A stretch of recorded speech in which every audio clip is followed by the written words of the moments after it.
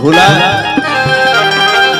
आ रहे हैं अमित जी देख करके भुला भी नहीं सका देख छोटे कोनो गारंटी नहीं के अब तेरी मौत आवा सरी आधा घंटा इंतजार करी हम तारा लोग के। एक जो फिल्म में हम गाना गौले वाली लड़की हीरोइन कहा तरी मन माता होश होके रहे नाही कास में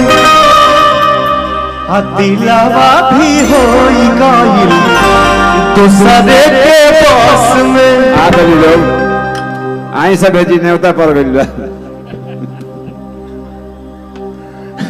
अमित जी लेकर आइए। ज्यादा हमारा केहू न चाहिए, हमारे भाई सब है ना, यही बहुत। जाइए फ्रंट पर जाइए। मन माता होश होके रहे नाही पास में दिलावा भी होई गइल दूसरे के पास में। वाह वाह वाह वाह बुझाता जे बाढ़ आई लोग जियो क्या बात। जय हो। हेलो हेलो इधर इस साइड आ रहा हूँ तो थोड़ा सा लेवल कम लगता है मुझे, थोड़ा सा मैनेज कर लीजिए।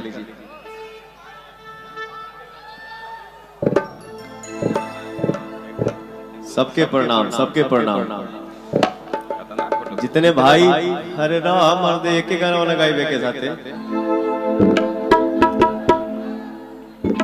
जितने भाई हमारे कैमरा से शूट कर रहे हैं सबसे निवेदन है कि आप लोग हमारे भाइयों को भी शूट करिएगा।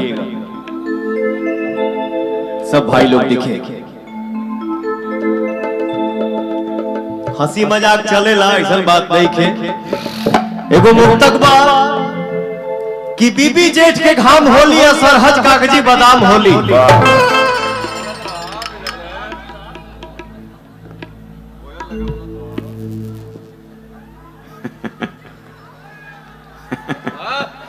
तो कुछ को आते नहीं खलो चुपचाप खड़ा बन का रे Amitabh family you are wrong family Amit.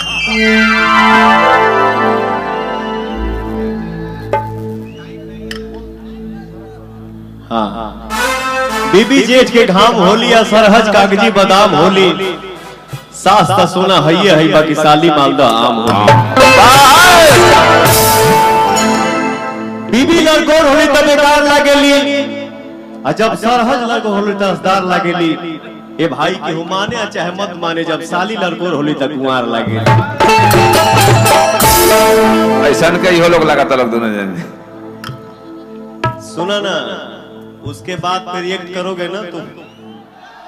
हाँ भाई आपके आदेश का पालन किया जाएगा। ताली बजा दीजिए।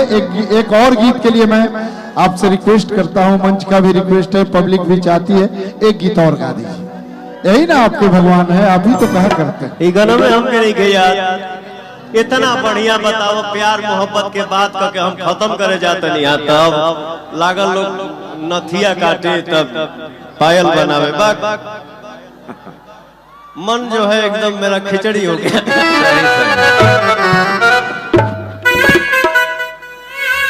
तू रहवा तो ये कुल होई। सही बात।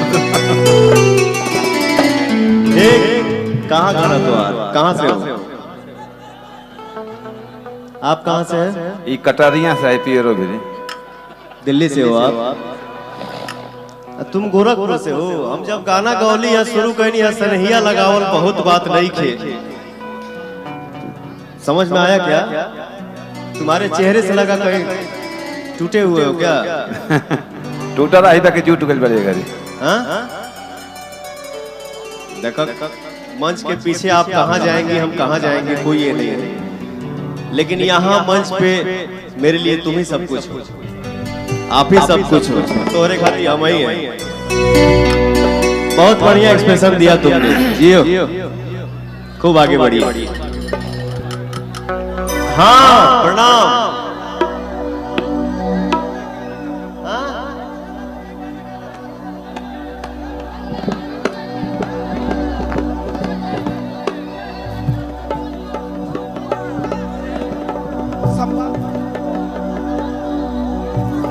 क्या बोल रही है? एक मिनट भैया, एक मिनट बाबू, एक मिनट। ए भाई क्या बोल रही है? क्या बताइए? जरूर बोलिए। ठीक है। हाँ चला, हम माई की आवाज सुन लेनी। बहुत ही खुशी और बहुत ही सौभाग्य की बात है कि एक माता आके बोल रही कि हम लोग कहाँ जाएं, हम लोग को कुछ चाहिए। मैंने बोला क्या? तो बोल रहे हैं कि माता रानी का एक भजन सुना दीजिए। जय जय।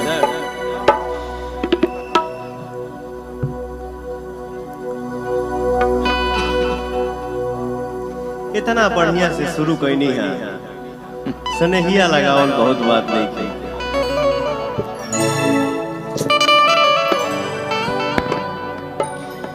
गाना हमके लेके यार, कौन इसके लो जहां बढ़ाए थे वही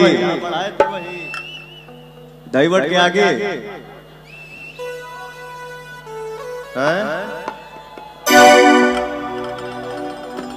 वाह, सब भैया हमारे खड़े हो गए हैं। देखिए जब भैया बचा के, अरे बड़ा पावन जगह, मत करिए ऐसे आप लोग।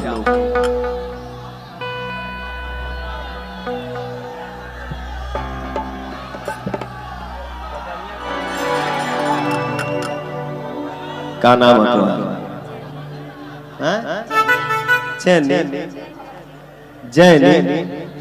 जैन। वाह, जैन कम खाली चूना बेसी खाली खैनी।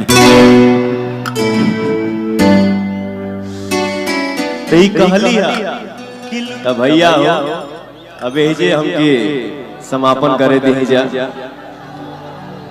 एक बोल और हम सुनाएंगे। लव यू मेरा भाई। समय खत्म हो गया भैया, कोई गलती हुई हो तो माफी चाहता हूँ। जय माता दी, फिर मिलते हैं। जय, लव यू, गुड नाइट। अब इस कार्यक्रम को आदेशानुसार अगले साल तक यही स्थगित किया जा रहा है।